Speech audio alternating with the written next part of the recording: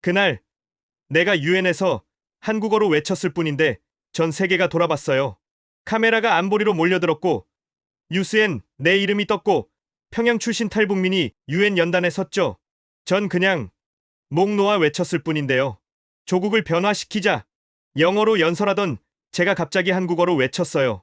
통역사들이 당황했고 각국 대표들이 고개를 들었고 그 순간 저는 알았죠. 이 한마디가 북한 전체를 뒤흔들 수 있다는 걸. 하지만 12년 전 저는 평양의 평범한 대학생이었어요. 김일성 종합대학 영문과 베이징 유학까지 완벽한 엘리트 코스를 밟고 있던 제가 어떻게 목숨을 걸고 탈북하게 됐을까요? 베이징 기숙사에서 읽었던 금서 한 권이 제 인생을 송두리째 바꿔놨거든요. 플라톤의 국가론이었어요. 우리나라가 정상이라고 생각하는 사람, 손 들어봐. 2010년 크리스마스 파티에서 제가 던진 이 한마디가 결국 보위부의 추적을 받게 만들었죠. 그리고 2012년 생사의 갈림길에서 저는 선택해야 했어요. 가족을 버리고 탈출할 것인가? 아니면 체포되어 정치범 수용소로 갈 것인가? 대체 무슨 일이 있었던 걸까요? 들어보실래요? 본론에 앞서 구독과 좋아요는 유튜브 소통 문화의 청량제입니다. 저는 평양에서 태어났습니다. 1991년 북한에서 말하는 수령님의 품인 그 평양 말입니다.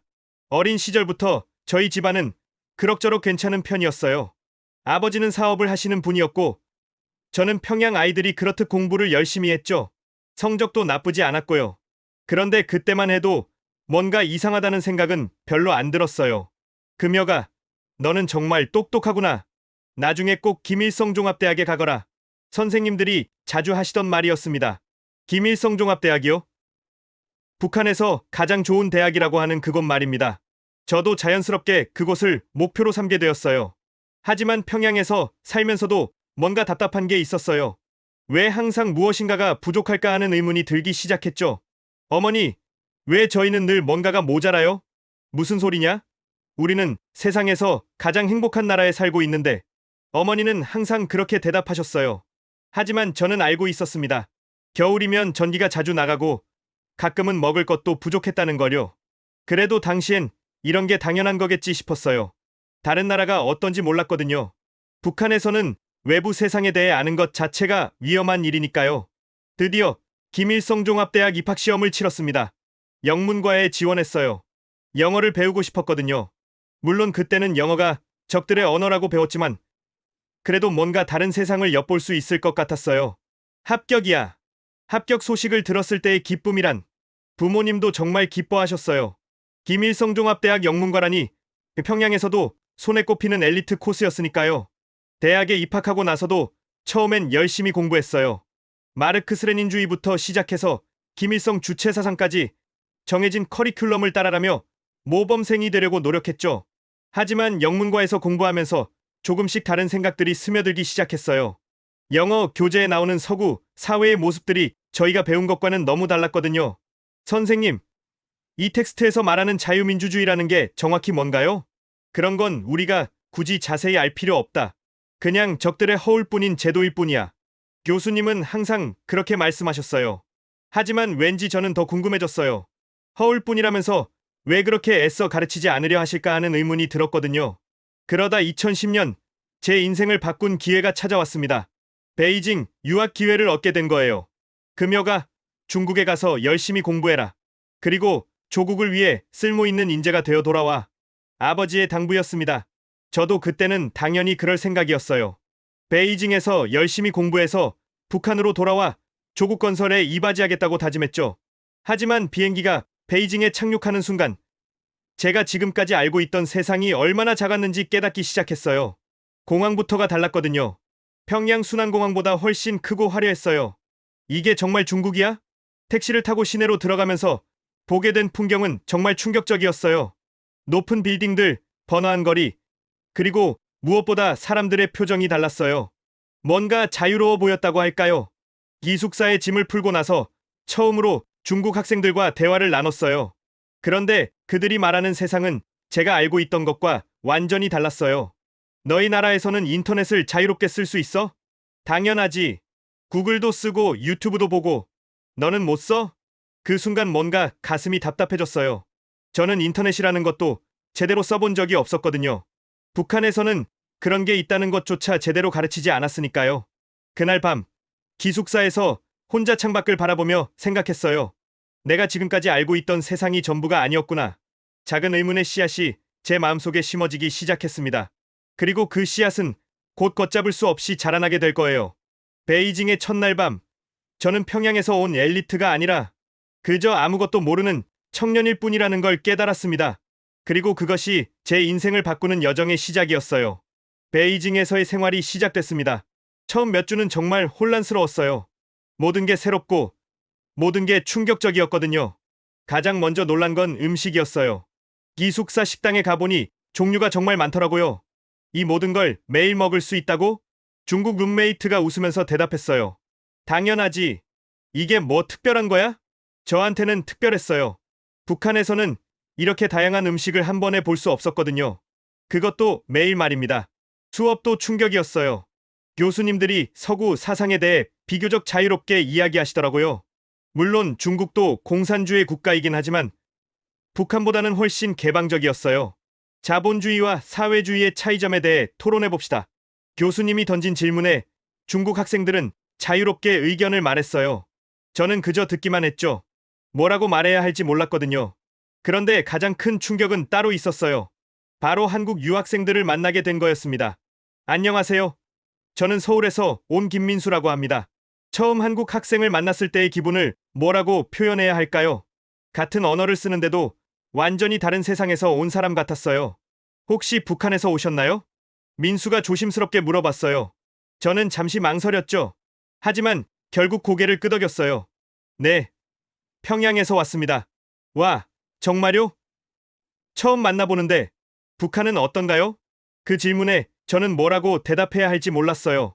지금까지 배운 대로라면 세상에서 가장 좋은 나라라고 해야겠지만 베이징에서 본 것들을 생각하니 그 말이 나오지 않더라고요. 민수와 이야기하면서 정말 많은 것을 알게 됐어요. 한국에서는 인터넷을 자유롭게 쓸 수 있다는 것, 해외여행도 마음대로 갈 수 있다는 것, 그리고 정부를 비판해도 잡혀가지 않는다는 것까지요. 정말 그런가요? 정부를 비판해도 괜찮다고요? 당연하죠. 민주주의 국가니까요. 오히려 국민이 정부를 감시해야 하는 거 아닌가요? 민주주의라는 단어가 계속 머릿속을 맴돌았어요. 북한에서는 인민민주주의라고 배웠는데 한국의 민주주의는 뭔가 완전히 달라 보였거든요. 그런데 정말 결정적인 사건이 일어났어요. 바로 천안함 사건에 대한 토론이었습니다. 북한이 천안함을 공격했다는 게 사실인가요? 민수가 직설적으로 물어봤어요. 저는 당황했죠. 북한에서는 그런 일이 있었다는 소식도 제대로 듣지 못했거든요. 저는 잘 모르겠어요. 북한에서는 그런 이야기를 들어본 적이 없어서요. 정말요? 이거 큰 뉴스였는데. 민수가 인터넷으로 뉴스 기사들을 보여줬어요. 한국 언론, 중국 언론, 그리고 서구 언론의 보도들까지 말이에요. 모든 매체가 북한의 소행이라고 보도하고 있었어요. 그 순간 정말 혼란스러웠어요. 제가 지금까지 믿어왔던 것들이 흔들리기 시작했거든요. 혹시 북한에서는 다른 버전의 이야기를 들으셨나요? 아니요. 아예 그런 사건이 있었다는 이야기도 못 들었어요. 그날 밤 기숙사로 돌아와서 정말 많은 생각을 했어요. 왜 이런 중요한 사건에 대해 북한에서는 아무 말도 안 했을까? 정말 북한이 그런 일을 저질렀을까? 아니면 다른 나라들이 거짓말을 하고 있는 걸까? 며칠 뒤 민수가 더 충격적인 이야기를 해줬어요. 북한에서는 한국 전쟁을 어떻게 배우세요? 미제국주의자들이 먼저 침입해서 시작된 전쟁이라고 배웠어요. 근데 외국 자료들을 보면 북한이 먼저 남침했다고 되어 있어요. 또 다시 충격이었어요. 한국 전쟁의 시작부터가 제가 배운 것과 다르다니요. 그럼 뭐가 진실인가요? 글쎄요. 저도 확실하지는 않지만 여러 자료를 종합해보면 북한이 먼저 침입했을 가능성이 높아 보여요. 그날 이후로 저는 정말 많은 혼란을 겪었어요. 제가 지금까지 배운 역사, 정치, 경제, 모든 게 의심스러워지기 시작했거든요. 베이징 도서관에 가서 여러 책들을 찾아보기 시작했어요. 물론 조심스럽게요. 다른 북한 유학생들에게 들키면 안 되니까요. 서구의 정치학 책들, 경제학 책들을 읽으면서 점점 더 큰 충격을 받았어요. 북한에서 배운 것과는 완전히 다른 세상이 거기에 있었거든요. 내가 알고 있던 세상이 거짓일 수도 있겠구나. 처음으로 그런 생각을 했어요. 그리고 그 생각은 제 마음 깊숙이 자리 잡기 시작했습니다.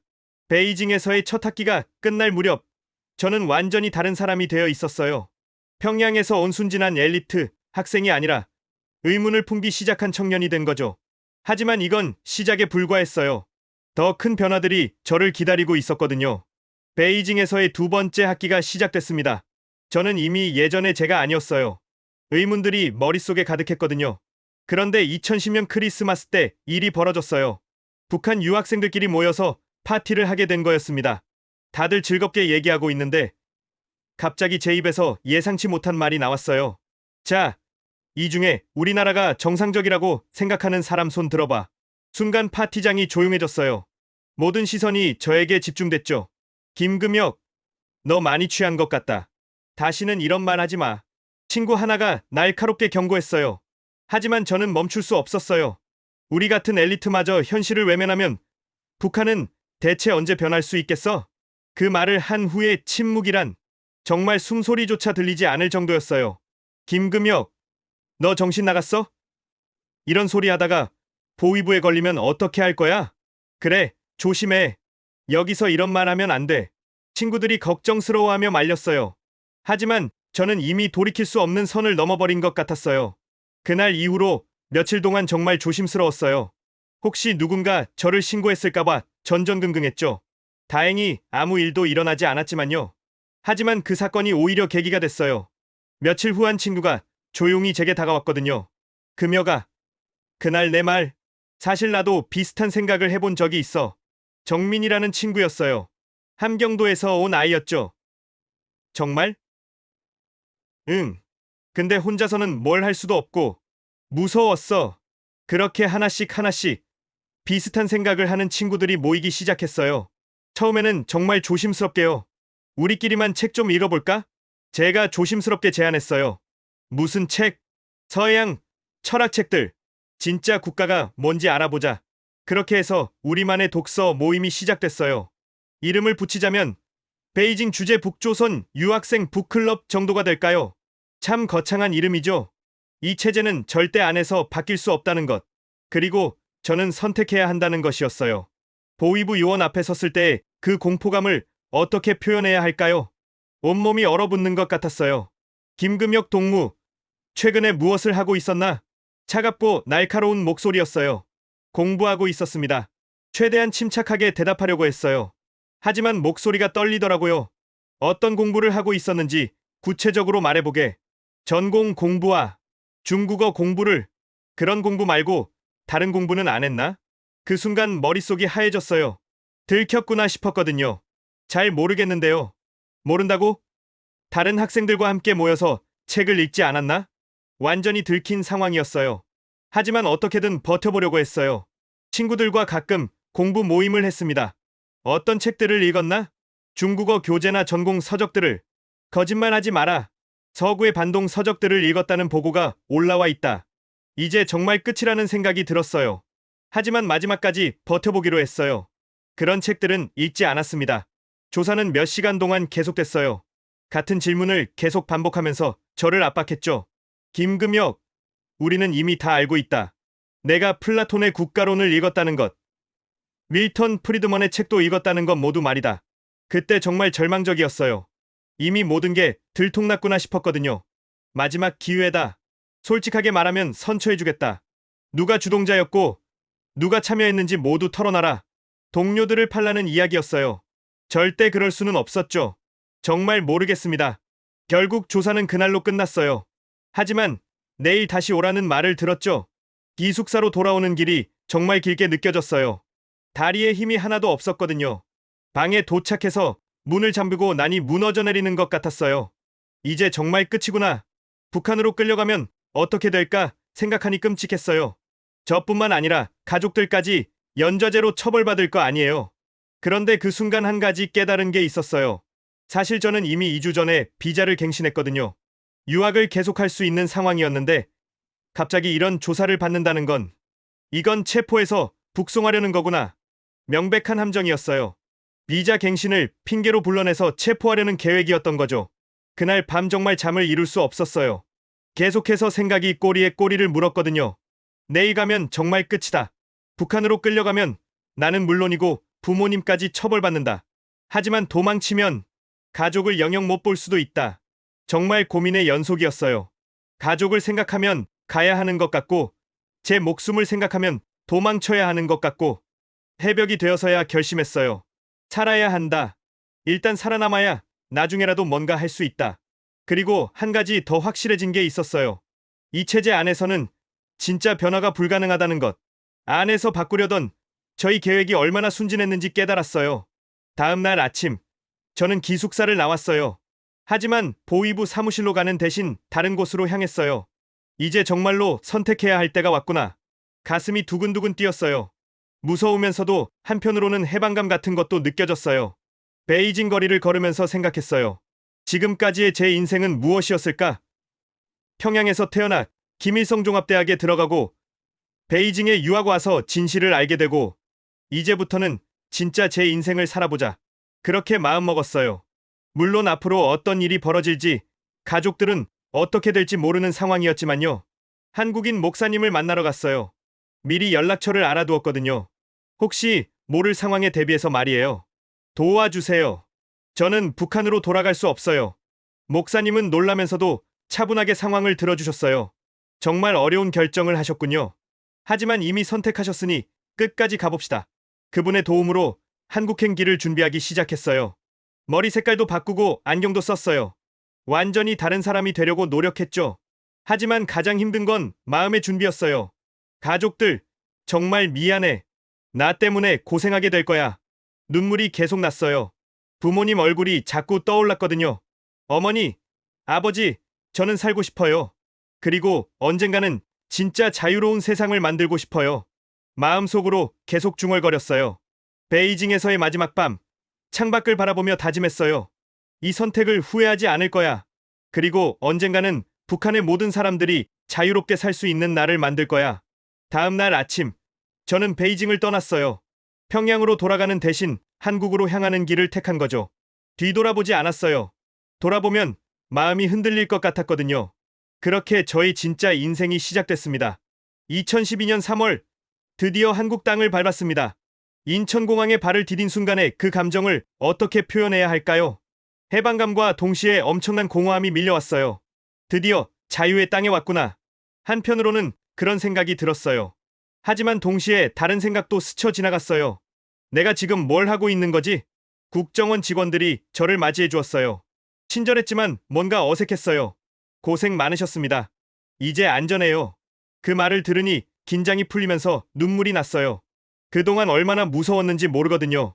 하지만 그 눈물에는 안도감만 있는 게 아니었어요. 죄책감도 섞여 있었어요. 나만 살아남았다. 가족들은 어떻게 될까? 하나원에 들어가서 적응 교육을 받기 시작했어요. 한국 사회에 대해 배우는 과정이었죠. 여기서는 자유롭게 살 수 있어요. 하고 싶은 일을 하면 되고, 가고 싶은 곳에 가면 돼요. 상담 선생님이 말씀해 주셨어요. 하지만 그게 오히려 더 혼란스러웠어요. 자유롭게 산다는 게 뭔가요? 정말 솔직한 질문이었어요. 지금까지 모든 게 정해져 있는 삶을 살아왔는데 갑자기 뭐든지 할 수 있다고 하니 막막했거든요. 다른 탈북민들과도 이야기를 나눴어요. 저보다 먼저 온 분들이 많았죠. 처음에는 다 그래. 너무 자유로워서 오히려 답답해. 한 형님이 말씀해 주셨어요. 그게 무슨 말씀이에요? 북한에서는 뭘 해야 할지 다 정해져 있었잖아. 근데 여기서는 내가 선택해야 해. 그게 쉽지 않아. 정말 맞는 말이었어요. 선택의 자유가 이렇게 부담스러울 줄 몰랐어요. 하나원에서 나와서 본격적인 한국 생활이 시작됐어요. 서울의 작은 원룸을 얻었어요. 첫날 밤, 혼자 그 작은 방에 앉아 있는데 정말 외로웠어요. 이제 뭘 해야 하지? 대학교에 다시 들어가기로 했어요. 고려대학교 정치외교학과에 지원했죠. 다행히 합격했어요. 새로운 시작이야. 스스로를 다독였어요. 하지만 쉽지 않았어요. 첫 수업에 들어갔을 때의 충격이란 학생들이 교수님께 자유롭게 질문하고 심지어 반박하기도 하더라고요. 교수님, 그 의견에는 동의하기 어려운데요. 한 학생이 말했어요. 저는 깜짝 놀랐어요. 북한에서는 상상도 할 수 없는 일이었거든요. 좋은 지적이네요. 다른 관점에서 생각해 볼까요? 교수님도 자연스럽게 받아주시더라고요. 이게 진짜 자유로운 토론이구나 싶었어요. 하지만 저는 쉽게 적응하지 못했어요. 발언하는 게 무서웠거든요. 잘못 말하면 어떡하지? 비판받으면 어떡하지? 그런 걱정들이 계속 앞섰어요. 동기들과도 어울리기 어려웠어요. 문화 차이가 너무 컸거든요. 금여가, 우리 오늘 저녁에 술 한잔 할까? 죄송해요. 좀 피곤해서 사실 어떻게 어울려야 할지 몰랐어요. 무슨 이야기를 해야 할지도 모르겠고요. 쟤는 좀 어둡네. 말이 없어서 뭘 생각하는지 모르겠어. 뒤에서 그런 이야기들이 들려왔어요. 상처가 됐지만 어쩔 수 없었어요. 가장 힘든 건 밤이었어요. 혼자 있을 때마다 가족 생각이 났거든요. 부모님은 지금 어떻게 지내고 계실까? 소식을 들을 길이 없었어요. 연락할 방법도 없고요. 나 때문에 고생하고 계실 텐데 죄책감이 계속 저를 괴롭혔어요. 어느 날 뉴스에서 북한 소식이 나왔어요. 탈북민 가족들이 처벌받는다는 내용이었어요. 혹시 우리 부모님도 그 생각을 하니 견딜 수가 없었어요. 내가 너무 이기적이었나? 가족들을 버리고 혼자만 살겠다고 한 게 맞나? 자책이 계속됐어요. 대학교 상담센터에 가서 도움을 요청하기도 했어요. 탈북민들이 겪는 일반적인 증상이에요. 죄책감, 우울감, 적응 장애 등등. 상담사 선생님이 설명해 주셨어요. 어떻게 하면 이겨낼 수 있을까요? 시간이 필요해요. 그리고 의미를 찾아야 해요. 왜 여기 왔는지, 무엇을 할 것인지, 의미를 찾아야 한다는 말이 계속 머릿속에 맴돌았어요. 내가 왜 여기 왔을까? 그냥 살고 싶어서? 그게 전부일까? 점점 더 깊은 고민에 빠져들었어요. 어느 날 도서관에서 책을 읽고 있는데 갑자기 깨달은 게 있었어요. 그래, 나는 진실을 찾아서 여기 온 거야. 그리고 그 진실을 다른 사람들과 나누고 싶어서 조금씩 방향이 보이기 시작했어요. 혼자만 살아남은 게 아니라 다른 사람들을 위해 살아남은 거야. 그렇게 생각하니 마음이 조금 편해졌어요. 언젠가는 북한 사람들에게도 이 자유를 알려줘야 해. 그리고 가족들도 구해내야 해. 새로운 목표가 생겼어요. 그저 적응하는 것이 아니라 무언가를 해야겠다는 생각이 든 거죠. 하지만 아직은 갈 길이 멀었어요. 일단 이 사회에 제대로 정착해야 했거든요. 천천히 해보자. 하나씩, 하나씩. 그렇게 다짐하며 하루하루를 버텨나갔어요. 새로운 세상에서의 첫 번째 단계, 혼란과 적응의 시간이 흘러가고 있었습니다. 대학교 3학년이 됐을 무렵, 저에게 큰 변화가 찾아왔어요. 방황의 시간이 끝나고 진짜 제가 해야 할 일을 찾기 시작한 거죠. 어느 날 교수님이 제게 말씀하셨어요.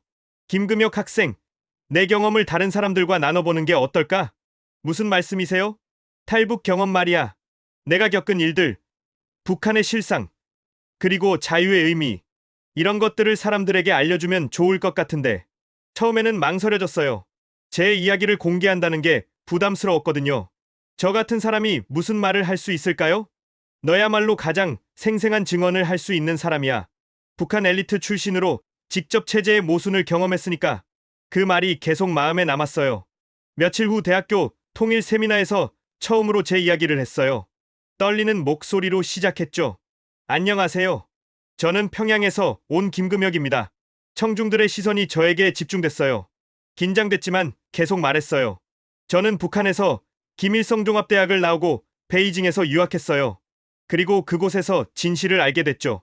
제가 베이징에서 겪었던 독서 모임 이야기, 체제에 대한 의문, 그리고 탈북 결심까지 하나하나 솔직하게 털어놨어요. 북한 청년들도 여러분과 똑같아요. 자유를 꿈꾸고 진실을 알고 싶어 하죠. 하지만 그럴 기회가 없을 뿐이에요. 발표가 끝나고 나서 많은 학생들이 질문했어요. 정말 북한에서는 인터넷을 못 써요? 가족들과는 연락이 안 되나요? 통일이 되면 어떨 것 같아요? 하나하나 대답하면서 느꼈어요. 사람들이 정말 관심을 갖고 있구나. 그리고 제가 그 관심에 답할 수 있구나 하는 것을요. 그날 이후로 여러 곳에서 강연 요청이 들어왔어요. 대학교, 시민단체, 정부 기관까지요.